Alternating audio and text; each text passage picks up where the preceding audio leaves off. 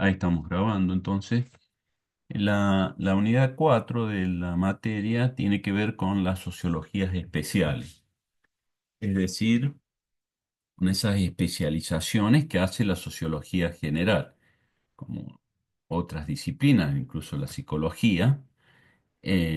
Aparecen después las psicologías especiales, la psicología laboral, la psicología clínica, la psicología animal, la psicología jurídica. En la medicina lo mismo, o en la abogacía familiar, la abogacía laboral. Es decir, las disciplinas tienen un desarrollo general, pero después focalizan y profundizan en temas y problemáticas más acotadas, en donde, por supuesto, el marco general es útil, pero se señalan cosas más concretas en virtud de este recorte y profundización que se hace en los temas más especiales. Hay muchas sociologías especiales, nosotros vamos a escoger algunas nomás. Esencialmente lo que vamos a ver, incluso a veces cambiamos de un cuatrimestre a otro. Este año, perdón, vamos a ver sociología de las organizaciones, sociología de la educación y sociología de las religiones. Hay otras, como le digo, sociología hasta del deporte, hay una sociología, sociología de la guerra, sociología política, que muchas veces también la solemos dar. Eh, la sociología política, por ejemplo, el profesor Samper, ustedes cuando estén en quinto año tienen que hacer cursos optativos. Y el profesor Samper suele dar, habitualmente lo hace, un curso optativo sobre sociología política. Eh, Así que esa es una de las razones también por cual dejamos un poco pendiente ese tema. Eh, pero, como les digo, hay muchas sociologías, cada vez aparecen más sociologías especiales. Sociología de la población, por ejemplo, es muy interesante. Y así, un sinnúmero de sociologías especiales.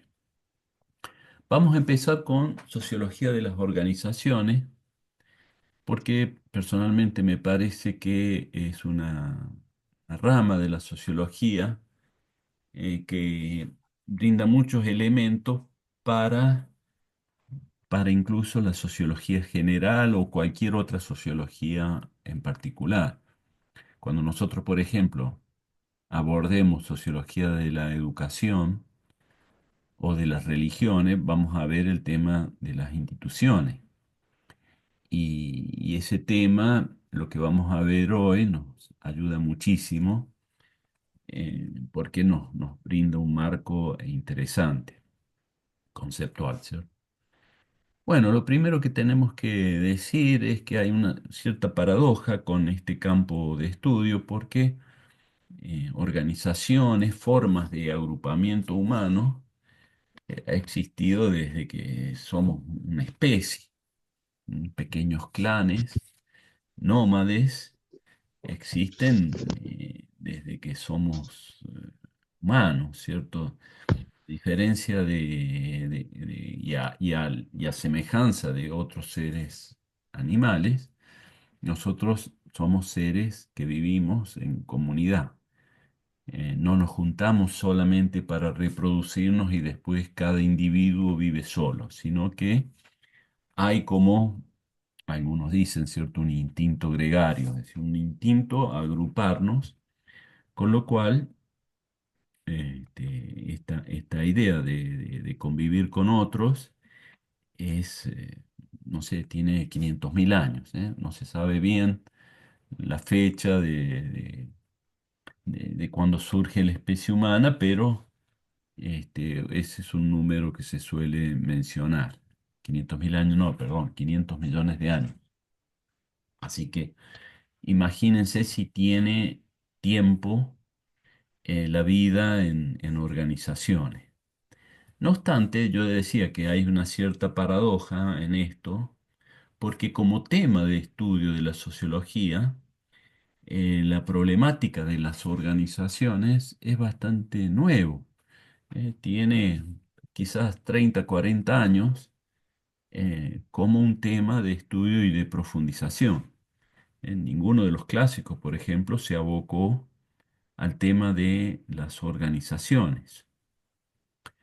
Eh, Así que es un tanto raro, pero son esas cosas que suelen pasar, de que a veces lo más evidente, que significa que el ser humano vive en una organización, se da organizaciones, pasa inadvertido. Eso también no sucede, ¿no?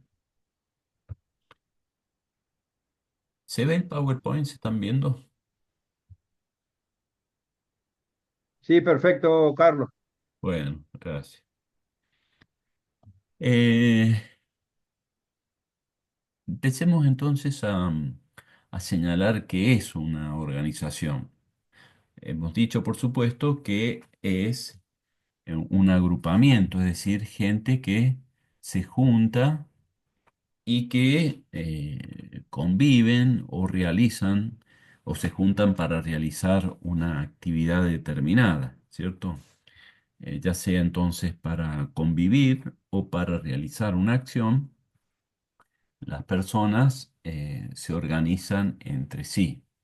El tema organización, lo primero que, o lo segundo que hay que decir, además de este juntarse, es una división de tarea.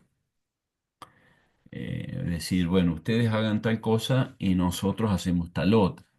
Esa mínima división de trabajo ya nos da cuenta de que la gente se organiza, ¿no?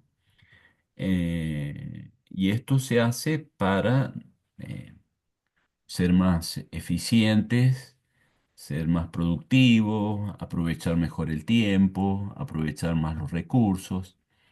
Y las primeras organizaciones que han existido han tenido que ver con considerar, ¿cierto?, los rasgos biológicos de los seres humanos. Si, por ejemplo, ¿no es cierto?, eh, la gente vieja y los niños se quedan en las aldeas y los adultos salen a buscar alimento. Ya es una división en donde el criterio de edad es el parámetro que sirve para decir ustedes hacen esto, nosotros hacemos lo otro. O también, por ejemplo, ser hombre o ser mujer ha sido un criterio también de tipo biológico para marcar diferencias de trabajo. Los hombres, por ejemplo, hacen caza y pesca y las mujeres recolección de frutos. Esta división no la estoy inventando, sino que está probado que es así porque en muchos restos de esqueletos, ¿cierto?, de mujeres de a 10.000 años para atrás, se observan que las mujeres tienen las rodillas más deformadas que los hombres. Y eso, la explicación es que, bueno, muchas veces las mujeres en la tarea de recolectar frutos están arrodilladas y encima con el peso a veces de cargar con los bebés en las espaldas o los mismos frutos que van recogiendo, es decir, mucho tiempo arrodillado y con peso, lo cual ha dejado marcas en los huesos de las mujeres. Ese registro entonces da cuenta de una división de tarea que ha existido, ¿no? Con lo cual entonces eh, estas primeras divisiones de tareas son un elemento fundamental. Después, por supuesto, que en la medida que las sociedades se van complejizando, las tareas y la división de tareas siguen otros criterios, ¿cierto? Ya no tanto de si se es hombre, si se es mujer, sino más bien de las capacidades que tienen unos y otros para desempeñar una labor u otro. Bueno, pero volviendo al por qué se dividen las tareas y no todos hacemos siempre lo mismo, ¿eh? Si toda una comunidad fuera junta a recolectar frutos, bueno, se desperdicia tiempo y recursos humanos, ¿no? Es más eficiente que unos hagan eso mientras otros realizan otra actividad. Con lo cual, dividir tareas, agruparse y luego dividir tareas es un medio para lograr fines, ¿eh? Esta idea de construir una instancia instrumental para lograr una finalidad eh, se da también desde hace miles de años. No es algo que se inventó con la modernidad donde la razón humana va a ser una dimensión potente y característica de la época. O sea, desde hace miles de años que el ser humano eh, puede mediatizar la búsqueda de finalidad, ¿eh? Vamos a hacer esto para lograr tal otra cosa. Vamos a seguir esta huella del animal, porque ella nos va a llevar, en algún momento vamos a encontrar el animal. Entonces, esta marcha que vamos a hacer tras la huella es un medio para lograr el fin que será cazar a ese animal, ¿eh? Entonces, medio y fin, que es una característica racional del ser humano, está desde que somos sapiens, ¿cierto? No es que, no es que apareció en el siglo XIX la capacidad de racionalizar la vida cotidiana, sino que ya acá, en esto, ¿cierto? La organización, la división de tareas es un elemento fundamental. También, por supuesto, eh, además de optimizar el esfuerzo y la búsqueda de, de lograr cierta finalidad, las organizaciones vienen a desempeñar también un propósito muy importante, muy importante, que es vivir en paz. O sea, no confrontar, no luchar, no destruirse con otros seres humanos. ¿Eh? Tender alianzas, convivir, compartir recursos. eh, por supuesto que es buscado por el ser humano y esa convivencia va a implicar algún tipo de organización. Yo creo que ustedes ya tienen antropología, ¿cierto? Pero si no sí, estoy seguro que o lo han tenido o la están teniendo. Allí van a ver, por ejemplo, un tema interesante que es la prohibición del incesto, que, como sabrán, ¿cierto?, significa una regla que es una prohibición de reproducirse con personas con las cuales se tiene un lazo sanguíneo directo, o sea, los progenitores, los hermanos, básicamente, ¿no? La prohibición del incesto, que se da aparentemente casi como una regla universal, tiene eh, una explicación de tipo biológica, que es que la variabilidad genética es más saludable que la endogámica, ¿cierto? Con la que se comparten los mismas características genéticas que pueden venir en cierto tipo de malformaciones, pero esa explicación parece una explicación casi más moderna que otra que se da, que es que esa prohibición se da para justamente establecer lazos, por ejemplo, matrimoniales, con comunidades cercanas.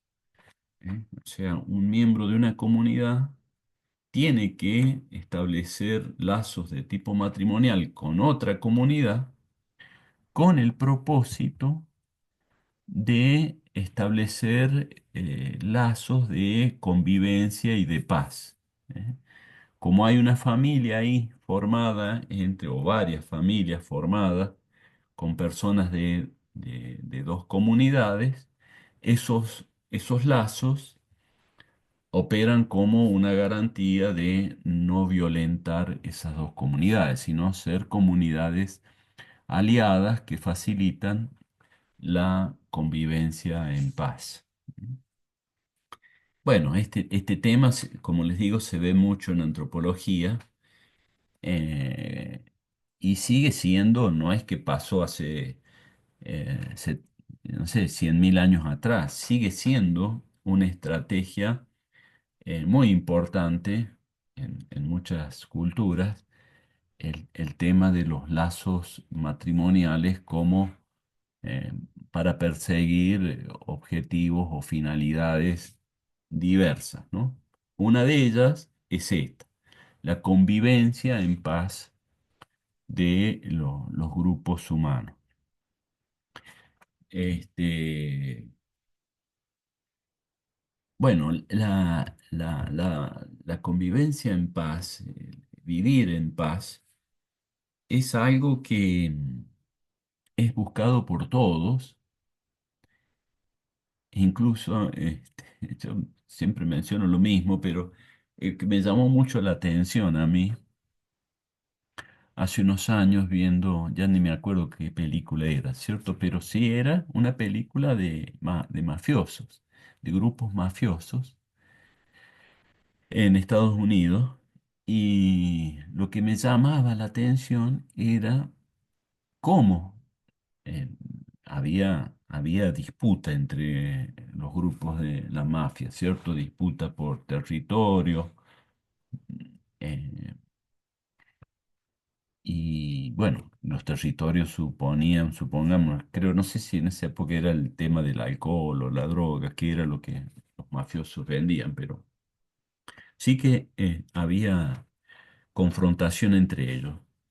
Pero el tema era cómo los líderes de estos grupos mafiosos evitaban la guerra, porque si entraban en guerra entre ellos, esa guerra no los perjudicaba a todos de una manera muy potente, no solo por la autodestrucción que se generaban entre ellos, sino porque ya intervenía la policía y los perseguían a todos. Entonces no era para nada conveniente que hubiera confrontación. Sí.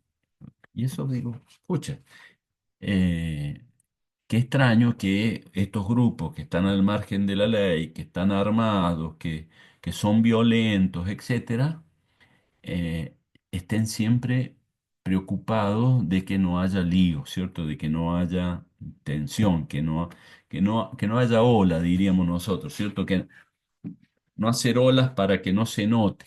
¿M? Con lo cual, uno puede, ¿cierto?, inferir que la convivencia en paz es buscada aún por grupos violentos, aún por grupos que están por fuera de la ley, ¿no? Y por supuesto, volviendo al tema de las organizaciones, estas contribuyen a que las mismas, que la convivencia, que la paz se logre.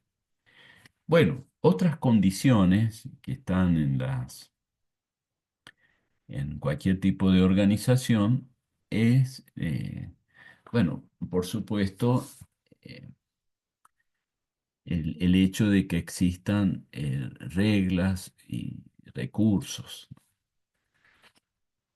cuando uno interactúa con otro, eh, indudablemente siempre aparece esta idea de esto se puede hacer, esto no se puede hacer. Esto se debe hacer, esto no se debe hacer. Esto se espera que se realice, esto no se espera que se realice. Es decir, reglas. Las reglas pueden ser racionales, pueden ser morales, pueden ser religiosas, de distinta índole. Las reglas pueden ser incluso tradicionales. Esta regla se cumple porque es una tradición. Esta regla se cumple porque es instrumental, es útil que se cumpla. Esta regla se cumple porque es un mandato legal. Esta regla se cumple porque hay expectativa de los otros de que se cumpla. Y por supuesto a veces se le da distintos nombres a estas reglas, ¿cierto? Norma, ley, etcétera. Pero, siempre hay reglas. La ausencia de reglas, justamente es muy posible que cuando no existen reglas, lo que aparece es la violencia. Lo que aparece es el individualismo extremo. Si no hay un parámetro que establece tanto lo que se puede como lo que no se puede hacer, bueno, lo que va a regir es la ley de la selva, ¿cierto? ¿Qué es la ley de la selva? La ley del más fuerte, en donde, eh, bueno, se impone el más poderoso. La regla es una cosa, para poner un ejemplo lógico y simple de observar, la podemos ver en los deportes. Un árbitro, ya sea en un partido de vóley, en un partido de fútbol, en un partido de pádel, en un partido de tenis, en lo que fuera, siempre ustedes pueden observar, ¿cierto?, que hay un árbitro. ¿Y el árbitro qué viene, qué papel viene a cumplir? Viene a cumplir el papel de que el juego tiene reglas para desempeñarse y que esas reglas no sean transgredidas por los jugadores. O sea, es un guardián de las reglas de ese juego, un árbitro. ¿Eh? En el fútbol no se puede, salvo el arquero, no se puede jugar con la mano. Si alguien toca la pelota con la mano, comete una infracción, se para el juego y la pelota pasa a estar en poder del otro equipo. O sea, está la regla y está el árbitro que observa y hace cumplir la regla para que el juego pueda fluir de manera habitual. Bueno, en la sociedad esto se complejiza un poco.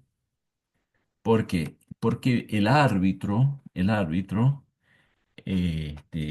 viene a hacer la justicia, ¿cierto? Y muchas veces, muchas personas hasta pueden morir sin estar nunca frente a un juez, haber transcurrido toda su vida sin necesidad de acudir a un árbitro, llámese la justicia, por un problema que le ha sucedido en su vida. ¿Mm? Eh, o sea, a diferencia de un partido de fútbol que uno está todo el tiempo con el árbitro al lado, ¿no? Ahora, al igual que en un partido de fútbol, las personas en una sociedad tenemos internalizadas las reglas. Un jugador de fútbol o de vóley, de lo que sea, conoce las reglas para jugar al fútbol. Si no, no podría jugar, ¿cierto? Sería un desastre que si no sabe jugar al fútbol, no va a ir a jugar al fútbol. Bueno, en la vida cotidiana nosotros conocemos parte de esas reglas, sobre todo las reglas que provienen de la tradición, de la convivencia. Hay otras reglas, las legales, por ejemplo, que conocemos algunas, otras no, Y bueno, pero las reglas de la convivencia las tenemos internalizadas, nos las han enseñado generalmente en el núcleo familiar, también en la escuela, y esas reglas nos permiten, ¿cierto?, jugar la vida, por decirlo, para mantener la metáfora, poder eh, tener una vida cotidiana que fluya, ¿cierto? Ir a trabajar, este, cumplir con los mandatos del trabajo, etcétera. Así que el tema de la existencia de reglas es un elemento fundamental en una organización. Otro elemento clave es la existencia de recursos. Acá la bibliografía sociológica sigue estudiando este tema, pero hay una coincidencia que la falta de recursos en una organización es disolutiva de la misma, mientras que la existencia de recursos contribuye a que la organización exista. Por ejemplo, una familia, que es obviamente una organización, ¿no? Cuando las familias atraviesan crisis económicas muy profundas, a los padres les cuesta mantener unido a ese grupo familiar. Se hace todo lo posible, generalmente una estrategia de subsistencia es convivir con otras familias, ¿no? Compartir un techo con otras familias. Las familias humildes suelen ser más solidarias que las familias que tienen más recursos, pero de alguna manera esa solidaridad contribuye, ¿cierto?, a no disolver el grupo familiar. Pero también, lamentablemente, muchas veces no pueden contener a los niños y los mandan a la calle bueno, a mendigar, a tratar de hacerse unos pesos lavando autos, eh, con lo cual corre riesgo la unidad de esa organización, en este caso la familia. Pero ni qué hablar, ¿cierto? Por ejemplo, de una organización económica. Si nosotros, supongamos, hacemos una sociedad para vender ropa y no nos va bien, ¿cierto? No nos va bien y los gastos de alquiler y de impuestos son mayores a los ingresos y es lo más probable que digamos, esto no funciona, disolvamos la sociedad, cerremos, vámonos. O sea, el recurso pasa a ser un elemento que contribuye a mantener la unidad. ¿Mm? ¿Recuerdan incluso cuando vimos en la unidad 12 el concepto de familia? Veíamos ahí dos palabras que generan cierta diferencia entre sí, pero que también se articulan, ¿no? La palabra matrimonio y la palabra patrimonio. ¿Eh? Dos palabras con un mismo origen, pero que significan cosas distintas. La idea de matrimonio da cuenta de una unión afectiva entre un hombre y una mujer. Hay un lazo ahí emocional, de amor, de afecto entre dos personas. En cambio, el concepto patrimonio es un lazo de los recursos. La casa es un patrimonio, bueno, tienen un vehículo, si tienen un terreno, si tienen un negocio. Esas propiedades compartidas es el patrimonio. Y lo que se observa, ¿cierto?, es que si bien se trata de dos dimensiones distintas que a la vez generan acciones, prácticas, costumbres diferentes, una emocional y otra más económica, una de tipo desinteresada, otra interesada, sin embargo, patrimonio y matrimonio se fortalecen entre sí. Un matrimonio que no logra un mínimo de patrimonio, bueno, cuesta mantenerlo unido. Y una agrupación patrimonial, así sea comercial, entre personas que no logran tener cierto afecto entre sí, ¿no? Cierta confianza, ciertas lealtades en esa unión patrimonial, también se aparece la desconfianza, la deslealtad, y lo más probable es que también se rompa esa unión patrimonial. Con lo cual, la diferencia no significa que no exista este, articulación. Bueno, ¿qué otras cuestiones? Otra cuestión es lo que ya habíamos dicho, ¿cierto? Las agrupaciones generalmente tienen un sentido, una finalidad. Nos agrupamos para lograr tal propósito. ¿Eh? Nos hacemos socios y abrimos un kiosco, no porque queremos que la gente coma golosinas, sino que abrimos el kiosco y trabajamos en el kiosco como un medio para obtener ganancias y de obtener dinero. Tiene un fin. ¿Mm? No nos agrupamos porque nos chocamos en una esquina y de repente decidimos entonces hacer una agrupación. Hay siempre un sentido y este sentido le da un carácter, ¿cierto? Racional, construido, explícito. Muchas veces las agrupaciones, las organizaciones realizan un acuerdo escrito en un papel y después incluso autentificado por un escribano público. Uno hace una sociedad comercial con alguien y es probable que exista un escrito y luego que se firme ese escrito en un escribano. Ahora puede ser más informal, más de palabra o no. Bueno, otro elemento que enseguida vamos a profundizar es que las organizaciones pueden tener un esquema más del punto de vista de la autoridad, de la conducción, más horizontal o más vertical. Em, Generalmente nosotros ya enseguida vamos a ver, usamos un triángulo, una imagen de un triángulo con tres niveles. El de la conducción, el primero arriba, ¿no? Al medio, coordinación, control, y abajo el del trabajo. ¿Bien? Este esquema piramidal lo podemos pensar en muchísimas organizaciones como una constante que se da, ¿no?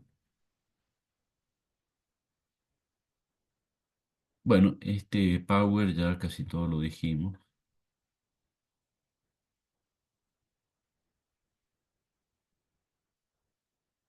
Acá también algunas cosas hemos dicho, pero vamos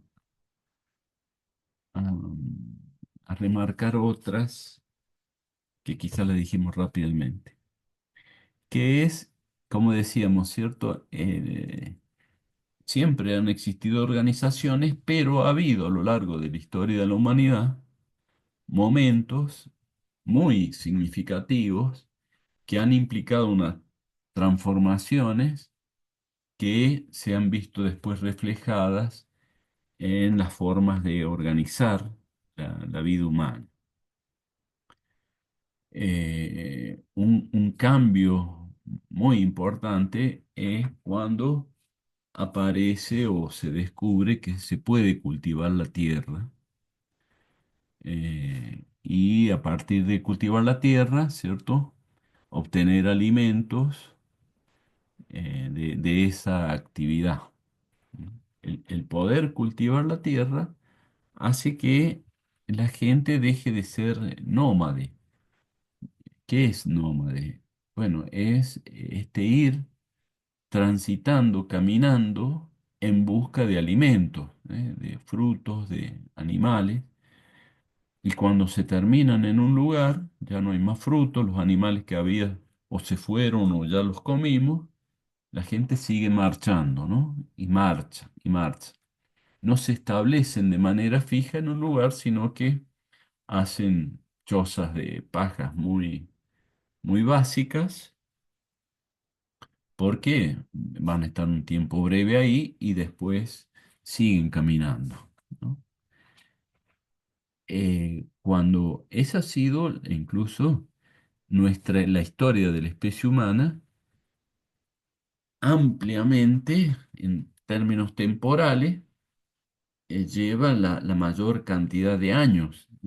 La especie humana tiene muchísimos más años como nómades que como seres sedentarios. El sedentario es el que se establece en un lugar y vive en ese lugar. Como especie sedentaria tenemos apenas 10.000 años de existencia. Si decimos que la especie humana tiene 500 millones de años, fíjense en ustedes cuántos años hemos sido nómades y cuántos sedentarios. Mucho más nómades que sedentarios. Y al ser nómades, ¿cierto? Hay una cuestión también que se desprende de esa actividad, que es que son grupos pequeños, grupos de comunidades de 30, 40 personas. No son 10.000 personas que andan caminando juntos.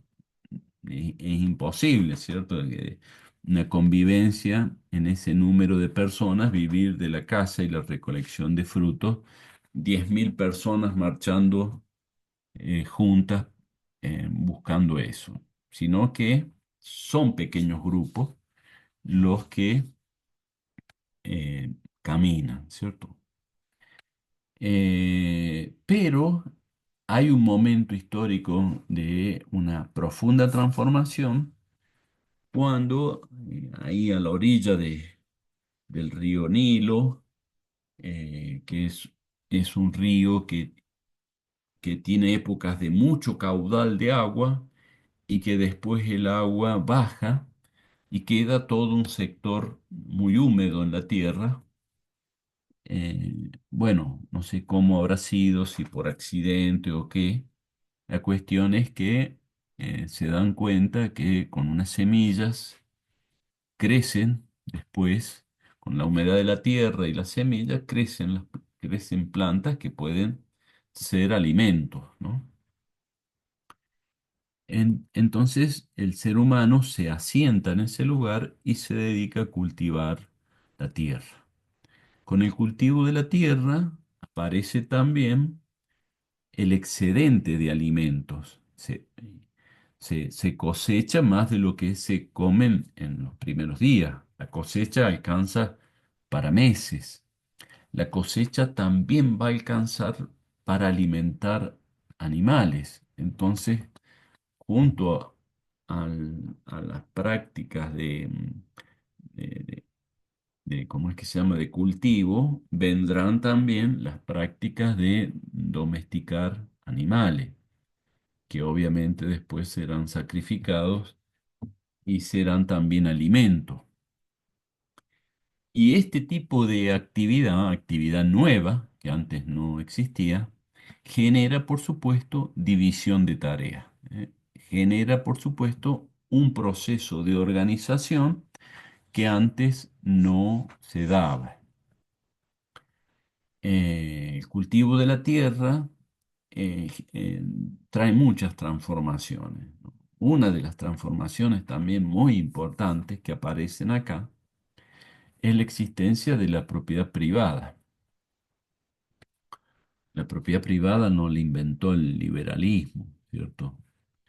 Eh, la propiedad privada aparece con el cultivo de la tierra, porque es un cultivar la tierra, no es simplemente caminar y tirar una semillita y después volver a los 3 meses y recoger el fruto de la semilla, sino que es es regarla, es sacarle las malezas y es también, por supuesto, cuidar del arrebato de los amigos de lo ajeno, ¿cierto? Entonces, sembrar, cultivar, supone un trabajo. Con lo cual aparece la idea de que eh, lo que se siembra, lo que se cosecha, es propiedad del que trabajó. Luego incluso aparece la idea de que la tierra es la del que la cosecha, del que la trabaja, ¿no? Y esto, la existencia de la propiedad sobre la tierra y sobre los frutos de la tierra, trae también una complejidad significativa desde el punto de vista organizacional. Porque, por ejemplo, aparece la idea de matrimonio. Antes del cultivo de la tierra, como les decía, la gente vive en pequeñas comunidades, los hijos son hijos del clan, no de un grupo familiar como el que va a aparecer ahora con el cultivo de la tierra. El que cultiva la tierra hace un lazo con una mujer y tiene hijos del cual quiere estar seguro que sean sus hijos y no del resto de la comunidad, que pasan a ser sus colaboradores en el cultivo de la tierra y también, junto con la existencia del concepto de propiedad privada, va a aparecer el de los herederos. Estos hijos que han trabajado conmigo, cuando yo muera, este patrimonio será de mis hijos. ¿Eh? Entonces, el clan, como una unidad homogénea, se va a dividir en familias, familias que poseen propiedades y que los hijos van a heredar lo que estas familias realizan. También se genera una división más fuerte de trabajo entre el hombre y la mujer. Los hombres cultivan la tierra, las mujeres se van a quedar en las chozas a cuidar los niños, a cocinar y a hacer otro tipo de actividades. Bueno, con el cultivo de la tierra empiezan entonces a surgir divisiones de trabajo, al haber excedentes de alimentos, criar animales también y quedarse en un lugar, las poblaciones crecen, ya no son grupitos de 30, 40 personas. Empiezan a surgir comunidades grandes. Empieza a aparecer lo que Durkheim va a llamar, ¿cierto? Cierta densidad poblacional. Muchas personas empiezan a convivir juntas y esa densidad poblacional también por sí misma va a promover la existencia de distintos tipos de tarea, con lo cual no todos van a dedicarse a cultivar la tierra, sino que otros van a dedicarse a, no sé, a hacer tejidos con los animales que crían, entonces no solamente se los mata, sino que se les saca la lana y hacen tejidos. Otros harán panes, otros serán expertos en construcción, otros se dedicarán a la seguridad, a la guerra, para proteger que no haya saqueadores, otros se dedicarán a administrar los recursos que existen y así sucesivamente, ¿no? Es decir, empiezan la densidad de población, la existencia de recursos, empieza a generar división de tareas y empieza a aparecer una complejidad organizacional más amplia. Esto, a su vez, por supuesto, también conlleva a que la conducción de esa comunidad empiece un proceso que se denomina de institucionalización. La organización se institucionaliza. La comunidad empieza a construir instituciones. ¿Qué significa esta idea de institución? Esencialmente varias cosas, pero una característica muy importante de un proceso de institucionalización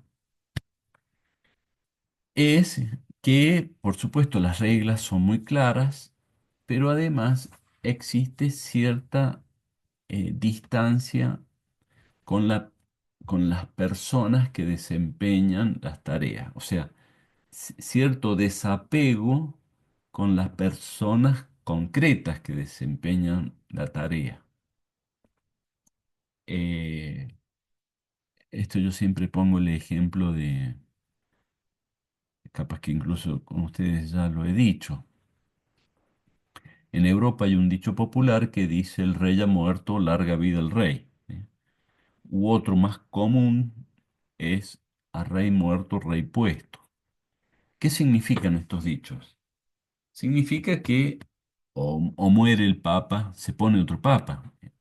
Al morirse el papa, no desaparece la Iglesia Católica, sino que se nombra otro papa. Cuando muere un rey, no desaparece el reinado, sino que se reemplaza. Y así en cualquier institución. Si muere un docente, se buscará un reemplazo. Si una docente pide licencia, se pone un reemplazo. Si un docente se jubila, se pone un reemplazo. Si un médico cambia de trabajo, ese espacio que quedó se dará cobertura con otro médico. Si un juez se jubila, habrá que nombrar otro juez. Es decir, hace falta la persona llamada Luis García que desempeñe el rol de juez. Pero si Luis García se jubila, tendrá que venir, no sé, María Rosa Gatica, una señora, un señor puntual, concreto, que desempeñe tareas que están prescriptas, que tienen deberes y obligaciones que cumplirse para cumplir esa labor en esa institución. Entonces, una institución supone, ¿cierto?, reglas que nos vienen dadas y que personas concretas las desempeñan. Acá, por supuesto, que uno puede plantear estilos uno puede decir, este director de escuela es muy personalista o es muy legalista, ¿cierto? Personalista significaría que frente a cada hecho, bueno, su sentido común sea el que utiliza para tomar decisiones. En cambio, si es muy legalista, trata de ver el reglamento que dice que se debe hacer ante tal o cual circunstancia, ¿cierto? Los partidos políticos, ¿no? Cuando yo recuerdo hace muchos, muchos años, yo creo que ni Omar estaba vivo, vivía Perón y vivía Balbín en nuestros partidos políticos nuestros más tradicionales, ¿no? El peronismo y el radicalismo. A Balbín, que era radical, un líder radical, le preguntan qué diferencia tenían con el peronismo. Y él menciona, ¿cierto?, que el peronismo era más personalista y el radicalismo era más institucionalista.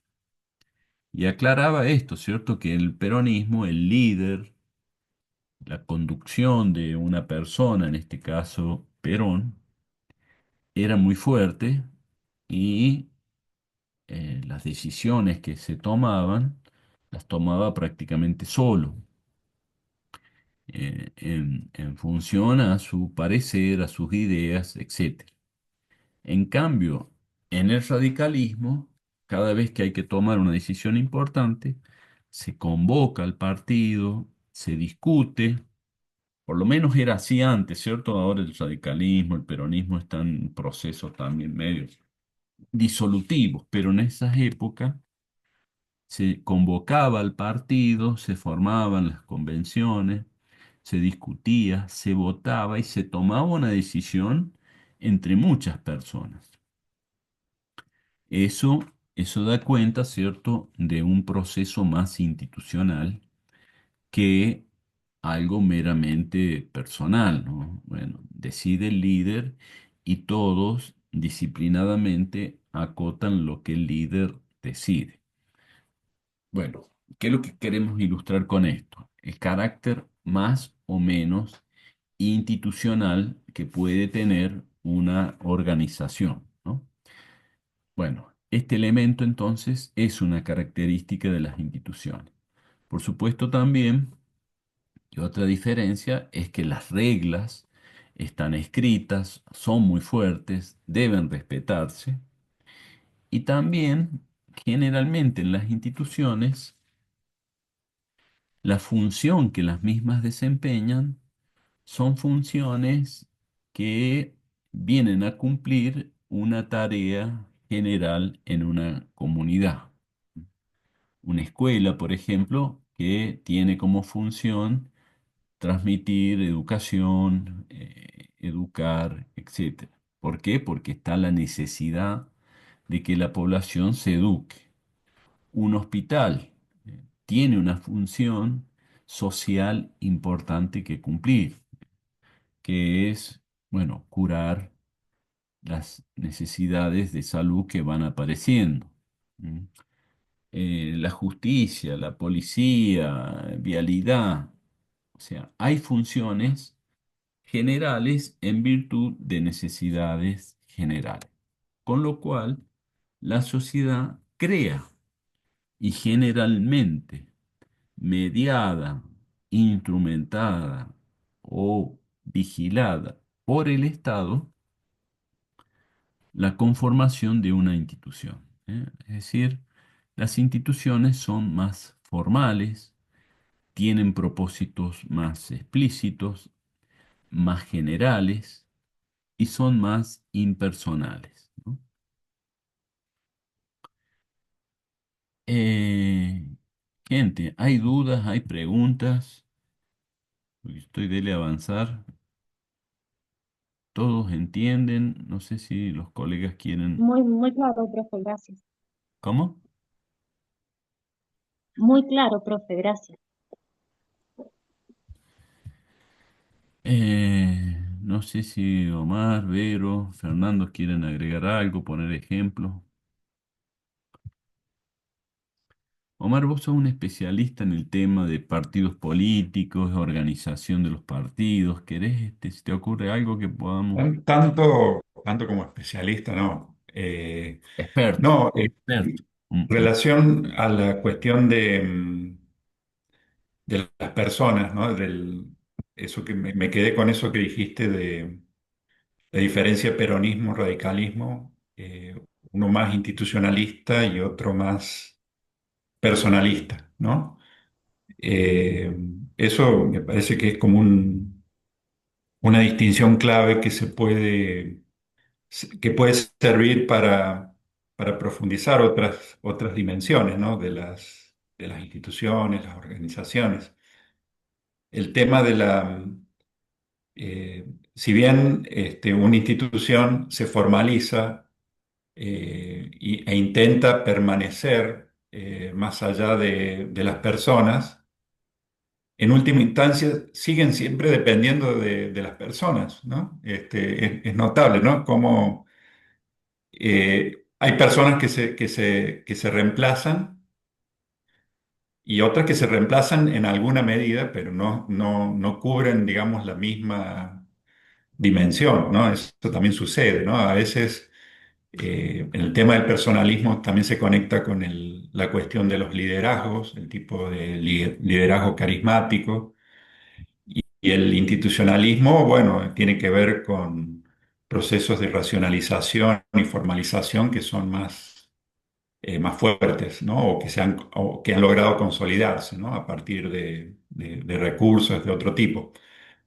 También podemos pensar en cómo las instituciones para permanecer y para diferenciarse entre sí recurren a elementos de tipo simbólico, ¿no? El tema de las divisas, porque también se tienen que diferenciar, ¿no? No solamente la función, no solamente la formalización o la tarea específica, sino también que en el tiempo van construyendo también una identidad, un sentido de pertenencia. Eso también es interesante puntualizarlo. Claro. Y en el caso del personalismo, esto, bueno, uno lo sabe también por la historia, ¿no? En el caso del radicalismo, históricamente, ¿no? En la década del 20, había bueno, quien fuera el primer presidente, ¿no? Que logró la presidencia argentina del Partido Radical, Irigoyen, tenía un liderazgo personalista, ¿no? Y eso generó una división interna en los radicales y se formó inclusive una corriente que era el radicalismo antipersonalista, y así se llamaba. Entonces los radicales estaban los radicales irigoyenistas y los radicales antipersonalistas, ¿no? En el mismo partido. Y El después, mismo bueno, nombre de la agrupación. claro. Y después, bueno, en el caso del peronismo, el liderazgo de Perón, digamos, no permitía, digamos, que hubiera otra alternativa, ¿no? Que no fuera ese líder, ¿no? Y, y eso también genera problemas de sucesión, como se podrá ver cuando se trabaje con más profundidad la sociología política. Después, otra cosa que se podría ver, que no sé si es la distinción entre organización e institución. Vos, bueno, lo has venido desarrollando, pero por ahí se podría como darle otra vuelta de tuerca, por ahí, porque puede generar alguna duda, podría ser. Sí, de hecho,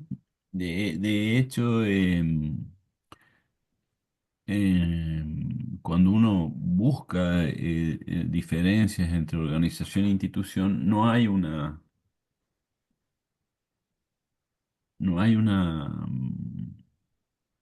Hay gente que plantea una cosa, gente que plantea otra, y en este sentido, a mí personalmente, me gusta optar por una de estas diferencias que otros autores plantean otras cuestiones, ¿no?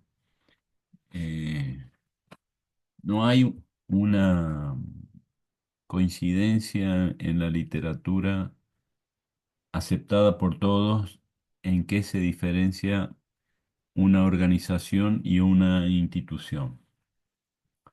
A mi modo de ver, el concepto de organización es más amplio, es más primario, como lo desarrollo acá en la teoría. Uno habla de organización ya en un clan de hace 100.000 años atrás. Ese clan se organizaba.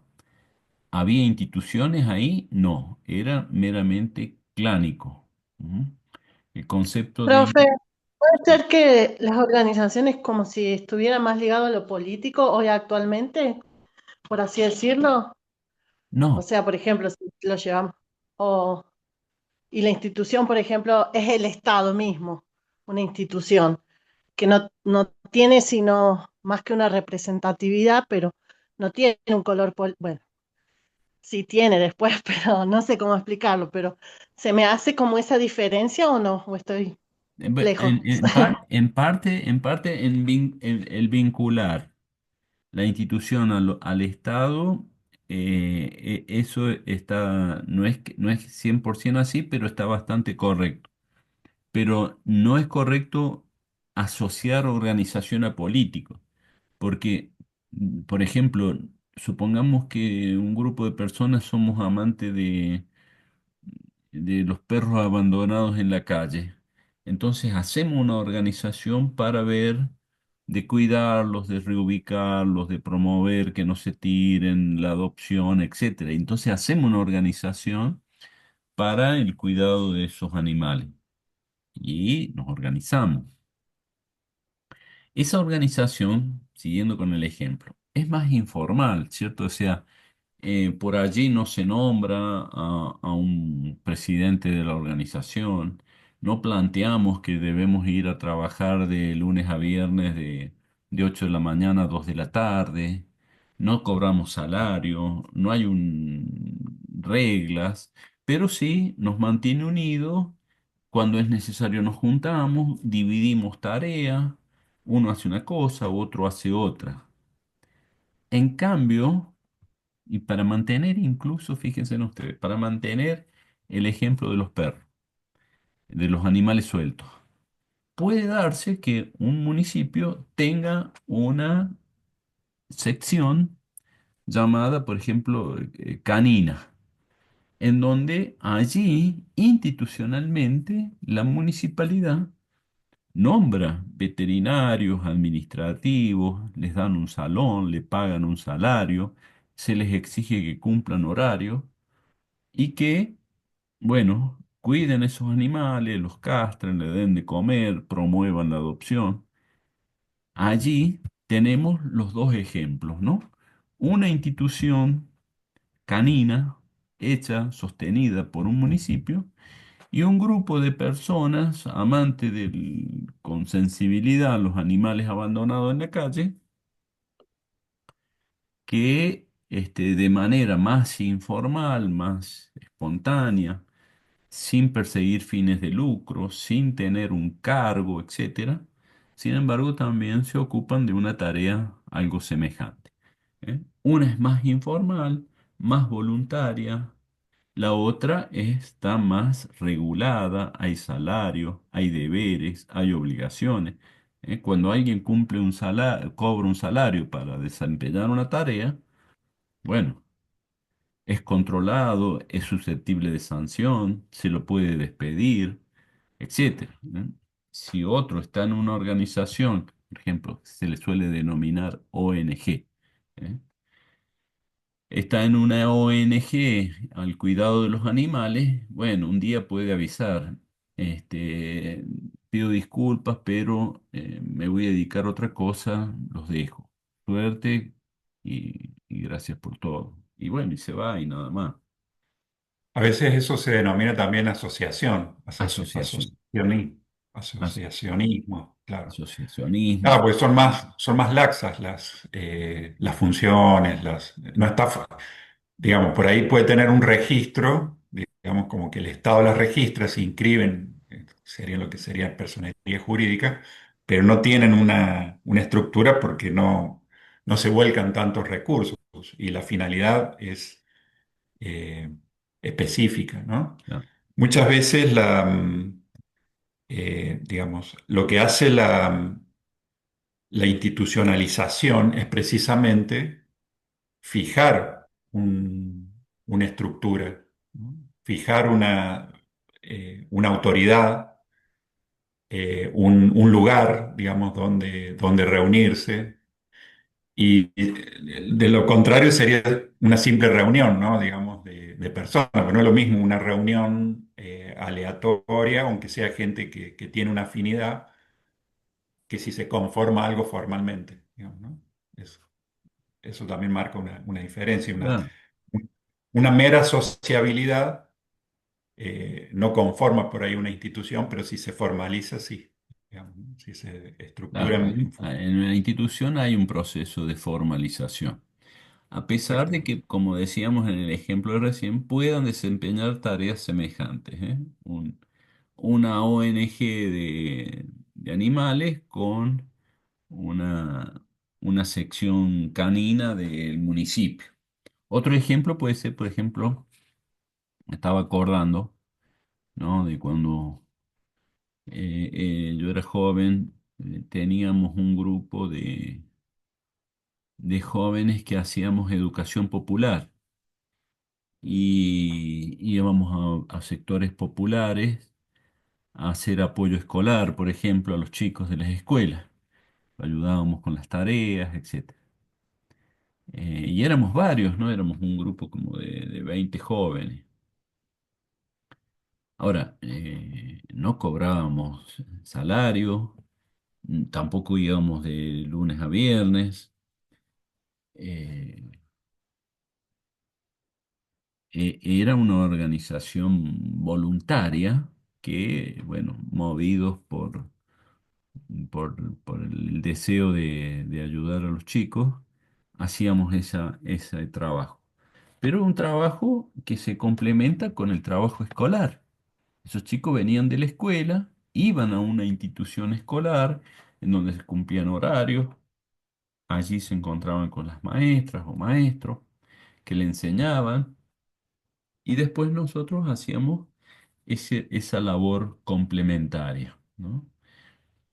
Tanto la escuela como nosotros nos organizábamos, nos agrupábamos, teníamos códigos, teníamos reglas, teníamos propósitos. Algunos, ¿cierto? La escuela con más recursos que nosotros, la escuela con más reglas que nosotros, la escuela con, bueno, con las personas que trabajaban con salarios, nosotros no, etcétera, ¿cierto? Una organización más voluntaria, más flexible, la otra, una institución. A pesar de que, como les digo, allí se daba una labor de complementación sobre la tarea educativa. ¿Mm? Bueno, otra cuestión que interesante para marcar en esta área de las organizaciones, de las instituciones, es que existe una doble dimensión, que acá nos vamos a detener un poquito porque es un tanto casi filosófica la diferenciación, que es el vínculo entre las dimensiones subjetivas y objetivas. Yo, a mí cada vez más pienso, ¿no? Pienso algo, que no es una idea mía, ¿cierto? Pero pienso en que muchas veces las personas somos lo que decimos, somos lo que hacemos. Eh, Cuando, por ejemplo, uno ve a alguien que insulta a otra persona, eh,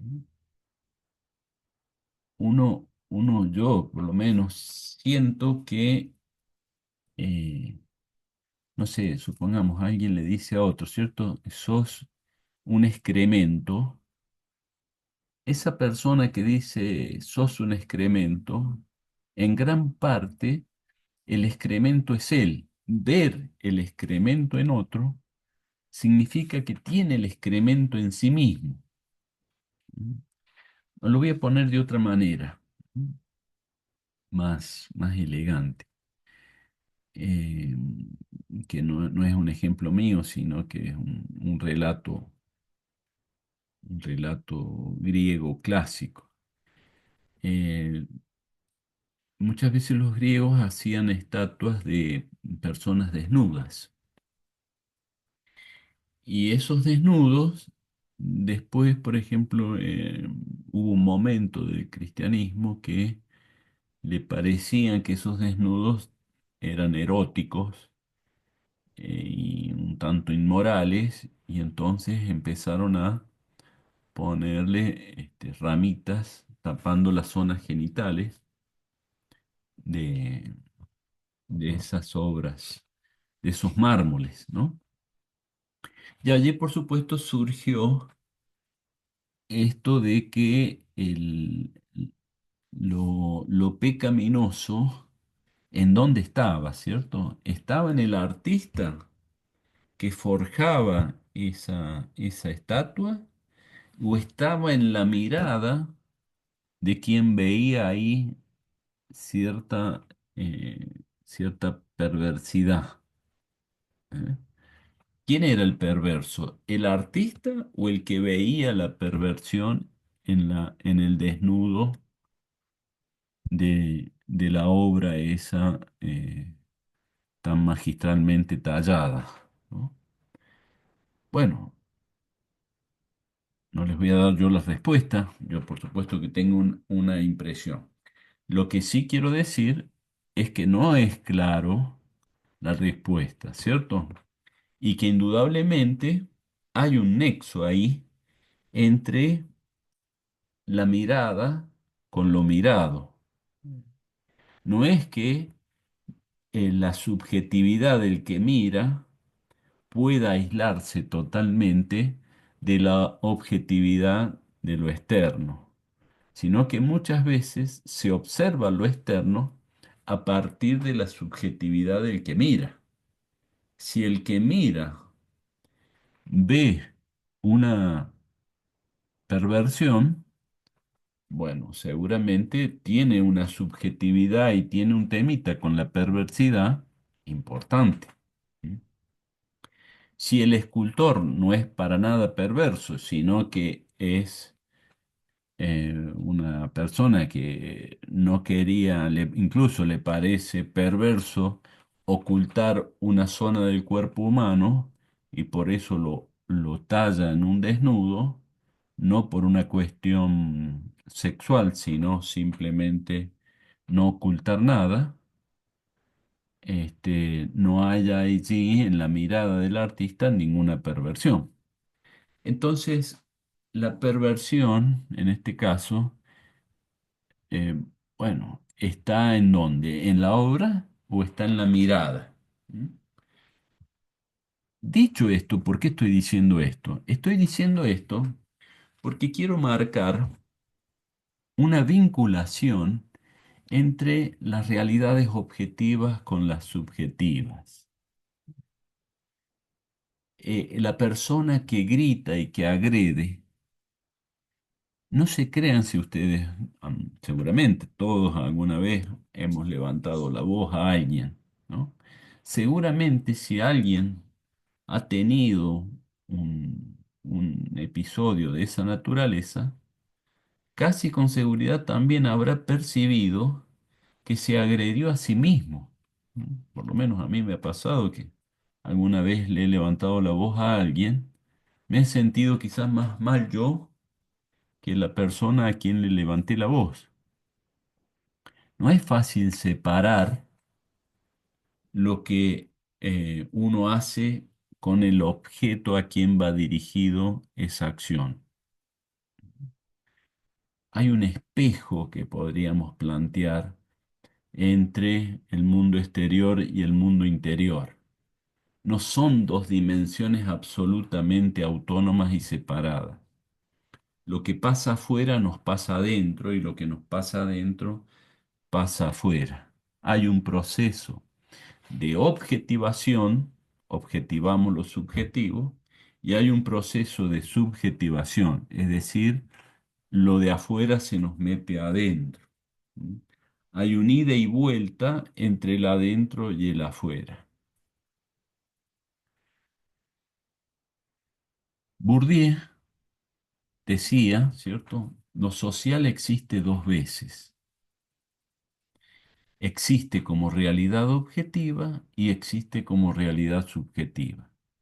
Y necesariamente existe dos veces, porque no podría existir una realidad objetiva si esa no está internalizada subjetivamente. Voy a poner un ejemplo sencillo. No podría existir la psicología si no existen los psicólogos, ni podría existir los psicólogos si no existe la psicología. ¿La psicología qué es? Y bueno, son los artículos, son los libros, son los videos, son las carreras, son las materias. Y el psicólogo es el que ha aprendido esos contenidos, los tiene subjetivados.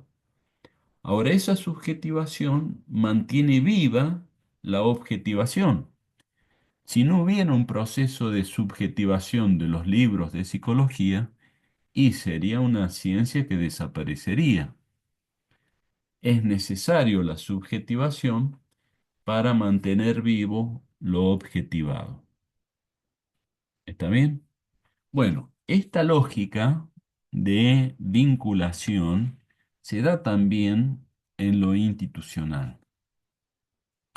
Y acá nosotros tenemos un autor que citamos, que tiene un texto que se llama El Imaginario Social, que es el que le guste este tema, lo recomiendo.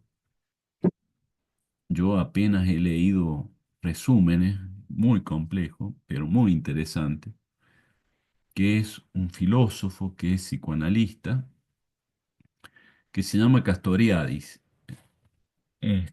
que plantea dos conceptos que tienen que ver con esta dinámica de lo subjetivo, lo objetivo, y él utiliza el concepto de instituyente e instituido, dos, dos categorías teóricas que dan cuenta de esto que venimos diciendo.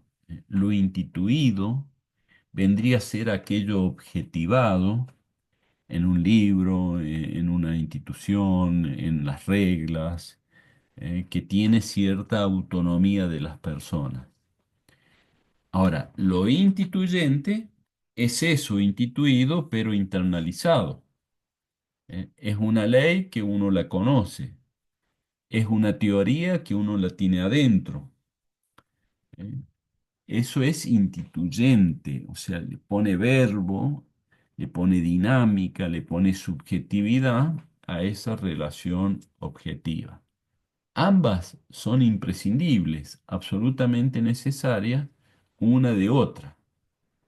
Lo objetivado, lo instituido, va a desaparecer si eso no se internaliza, no pasa a ser instituyente en personas que le pongan actualidad, que hablen de eso, trabajen de eso, opinen sobre eso, y de esa manera lo instituido va a tener una faz subjetiva que le pone ese carácter dinámico, sentido, propósito, etcétera. ¿Mm?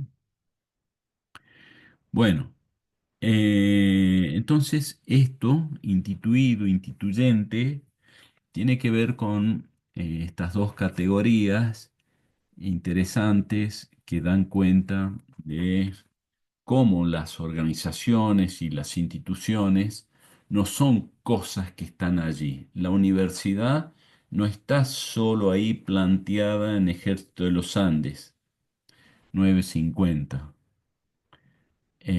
sino que está ahí, pero también está dentro nuestra. La universidad somos los universitarios también. ¿Eh? Eh, no habría universidad sin universitarios. Eh, y los cambios que van a acontecer a la institución universitaria tiene que ver con lo que nos está pasando a los universitarios. Hay ahí un permanente ida y vuelta entre lo objetivo y lo subjetivo. Por supuesto que hay lugares en donde estas dos dimensiones se encuentran de un modo más claro. Por ejemplo, en la universidad, en los órganos de gobierno. Consejo Superior de la Universidad es un organismo en donde personas que representan al conjunto, por ejemplo, revisan las normas que están instituidas en la institución y bueno, muchas veces las cambian, le anexan algunos reglamentos, o sea, tienen estas personas la autoridad para revisar carácter instituidos de la misma institución. O esas personas, por ejemplo, realizan un cambio de plan de estudio. Una carrera tiene un diseño curricular y un día se modifica.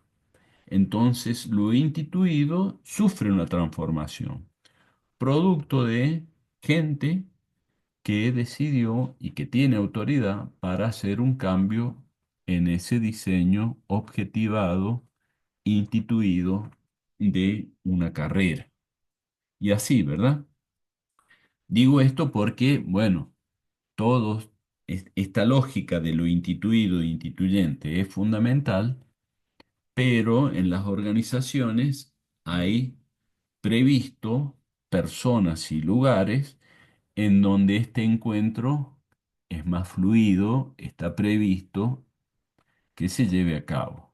Generalmente, como les digo, son y se dan en las autoridades, en los órganos de gobierno. Allí se acerca mucho lo instituido con lo instituyente. ¿Hay dudas en esto?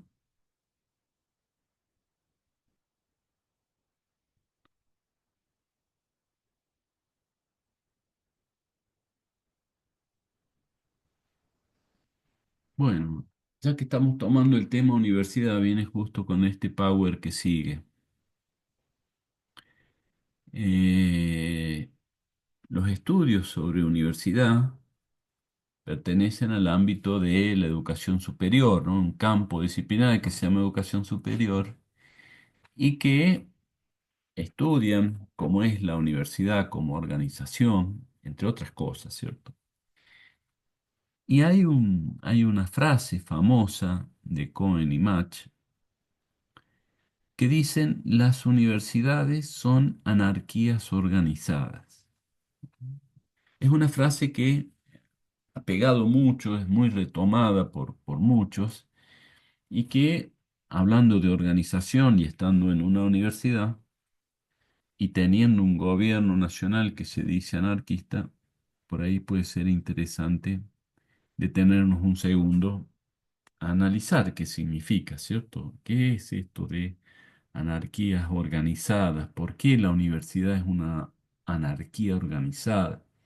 Si no es una expresión un tanto exabrupta, si no es una exageración. Bueno, en primer lugar, eh, ¿qué significa anarquía? ¿Cierto? Creo que ya lo hemos dicho, que es anarquía. La palabra significa la ausencia de gobierno, ¿cierto? O impugnar a alguien que se para en un lugar con autoridad sobre otro. Eh, ¿De dónde los anarquistas, qué van a decir? Y vos quién sos para venir a darme órdenes a mí? ¿Por qué? ¿Qué te crees que sos? No, es injusto que te pongas en un lugar por encima y que des órdenes y que te tengamos que respetar. La jerarquía es indebida. No debe por qué existir alguien que mande a otro. Entonces, lo anárquico es impugnar cualquier posición de autoridad de uno sobre otro. Todo el que se ponga en un lugar de mandato sobre otros está cometiendo un arbitrario que no debería permitirse. No gobierno. Anarquía es no gobierno. Que nadie se ponga en el lugar de gobernar a otros. Entonces, ¿cómo hacemos? Diría alguien, ¿cierto? Si no hay gobierno, ¿cómo hacemos? La respuesta, ¿cuál es? La respuesta es el orden, la convivencia, debe surgir del acuerdo entre las partes, no de un tercero que venga a decirnos lo que hay que hacer, o no de un superior sobre un inferior, sino un contrato entre unos y otros. En cada circunstancia sí surge qué está bien, qué está mal, qué podemos hacer, qué no, qué haces vos, qué hago yo. ¿Mm? Bueno, ese modelo anárquico es, se lo considera bastante utópico porque no ha existido experiencias importantes que uno pueda decir, acá tenemos un país que se ha organizado anárquicamente. Lo que existe son comunidades, eh, comunidades pequeñas, por ejemplo en Israel, algunos kibbutz, en Europa, en todas partes, ¿cierto? Acá en San Luis mismo. Eh, Cerca del potrero de los Funes existe una comunidad bueno, son ecológicas y que viven de su trabajo y que se reúnen y entre ellos discuten qué hace uno, qué hace otro, se organizan ahí. No nombran a un intendente y que éste mande a hacer las cosas. No hay delegación de toma de decisiones, sino que las decisiones se toman en asambleas, ¿no? Ahora, algunos límites que tiene esto. Primero, el tamaño de la comunidad, ¿cierto? Imagínense si son 50.000 personas y estar haciendo asambleas eh, para tomar decisiones y se complica. Se complica porque va pasando el tiempo bueno, no da operativamente para estar debatiendo 50.000 personas qué hacer en el día, ¿cierto? Entonces resulta operativo, resulta útil generar delegación de actividad. Bueno, este grupo se dedica a tal cosa y en este grupo va a haber un coordinador que será tal o cual persona. Entonces, de esa manera parece que las actividades tienen un mayor fluir. Pero en grupos pequeños, sí, se puede decir, che, nos juntamos todas las mañanas de 8 a 9 y ahí organizamos el día. Somos 40 y nos tomamos una hora por día para organizar la tarea. Y a lo mejor te juntas una vez por semana porque las tareas se repiten durante una semana. O sea, en grupos chicos no es complejo poder vivir así, ¿cierto? Tomando decisiones el día a día. No obstante, estas comunidades, ¿cierto? Ya sean los kibbutz en Israel o acá en el Potrero, están ancladas en un país que tiene reglas, que tiene normas. Entonces, por más que esta gente quiera hacer su, su vida, existen ciertos problemas. Por ejemplo, ¿cuáles? Y no mandar a los chicos a la escuela, porque creen que la educación pueden dársela a ellas. Pero resulta que la escolaridad en nuestro país es una obligación que tienen los padres de llevar a los chicos a la escuela. No es que una familia tenga el derecho de educar a sus hijos. Si hace eso, hay una ley que no se cumple y pueden ser sancionados esos padres. Entonces, eh, esto no es que yo armo en el medio del campo una comunidad y genero mis propias leyes. No, porque esa comunidad está inserta en un lugar está inserta en un país que tiene sus leyes, ¿no? No son pequeños países. Sí, hace poco vi una película, fíjese en lo que hicieron estas comunidades.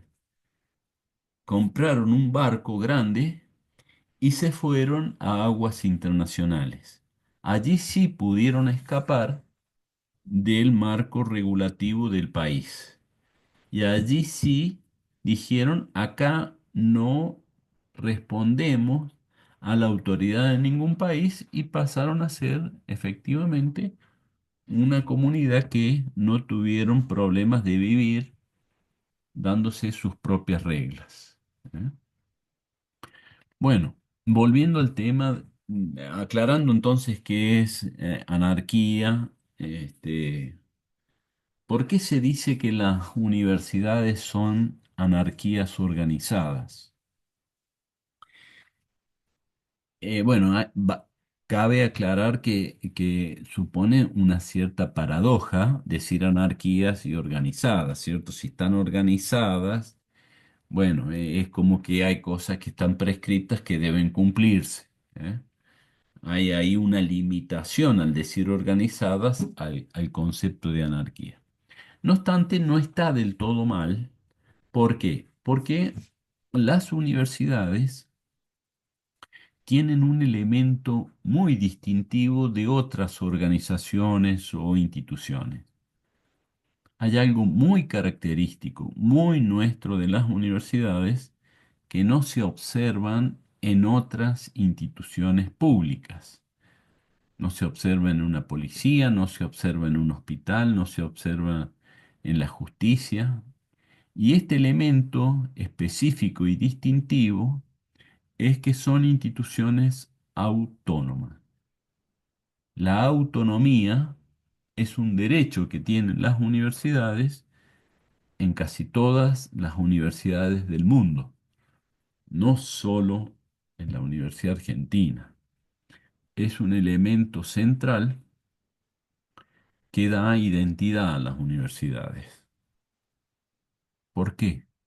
Autonomía significa libertad, ¿cierto? Las universidades tienen libertad de crear sus propias carreras, de transformarlas, de nombrar a sus profesores, de elegir a las materias que se van a dictar, de generar los criterios para aprobar, de dar títulos, de generar posgrados.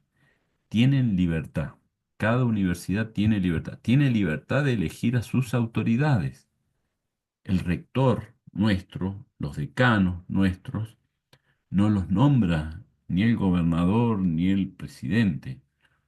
Los elegimos los universitarios.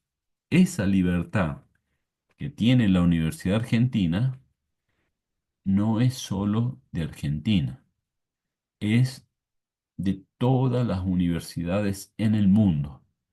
Algunas con un poco más, algunas con un poco menos, pero el elemento de autonomía es algo característico de este tipo de institución. ¿Por qué?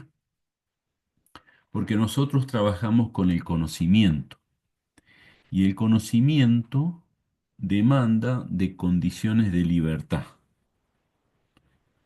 No se transmite ni se crea conocimiento cuando existe una fuerte regulación de algún tipo de autoridad.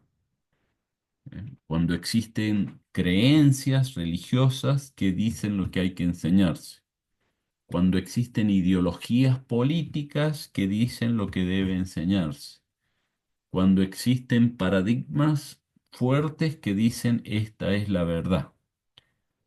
Todo eso tiene que te- dar un paso al costado y los docentes, los investigadores, los alumnos debemos movernos con libertad porque trabajamos con el conocimiento y el conocimiento crece, se crea, se incrementa, se transmite en un marco de libertad. Por eso las organizaciones universitarias demandan y todo gira en torno a asegurar que la libertad sea una característica presente y fuerte. Entonces, las universidades como anarquías organizadas significan un poco eso, ¿no? Que los docentes tienen libertad para enseñar, los alumnos tienen libertad para aprender, las autoridades tienen libertad para ejercer sus funciones y eso les da un matiz típico. Bueno, eh, ¿alguna duda? Porque si no hay duda, dejaríamos acá. Yo, profe, me había quedado un poquito para aclarar la idea de lo instituido y lo instituyente. Decime que te confunde. Sobre lo instituido y lo instituyente, eso no me había quedado bien claro. Bueno, volvamos un poquito para atrás, ¿cierto? Lo instituido es una dimensión institucional que está objetivada. Por ejemplo, eh, las leyes, las normas, el diseño curricular de una carrera, eh, las aulas, lo que de alguna manera está materializado, escrito, que tiene cierta independencia de las personas, que perdura más allá de las personas concretas. Una carrera, como decíamos, bueno, si un día un docente se jubila, vendrá otro. ¿Por qué? Y porque ya está la carrera hecha, ya está la materia, están los contenidos mínimos. Eh, Eso que está objetivado y que tiene cierta independencia de las personas, se pueden denominar instituido. Ya está, ahí objetivado. Lo instituyente es más dinámico. Es el docente que enseña la materia. Es el docente que le pone vida a lo instituido. ¿Eh? Es el rector que hace cumplir las reglas, que toma decisiones, que coordina la vida institucional. Son los alumnos que asisten a clase. ¿De qué sirve tener una carrera si no tiene alumnos? Es la vida subjetiva que ocupa lo instituido y le da actualidad, le da vida. ¿Mm? El psicólogo le da vida a la psicología. La psicología está instituida, pero lo que la convierte en una disciplina activa, vigente, son los psicólogos, las psicólogas, las personas que internalizan ese conocimiento y lo ejercen en una clínica, en una escuela, en un hospital. O sea, es la dimensión subjetiva y objetiva. Pero como dijimos desde un principio, estas dimensiones se necesitan, se compenetran, se nutren entre sí. No son dos mundos separados, sino dos mundos conectados. Ahí aclaré un poquito mejor. Sí, ahí me terminó de cerrar la idea. Bueno,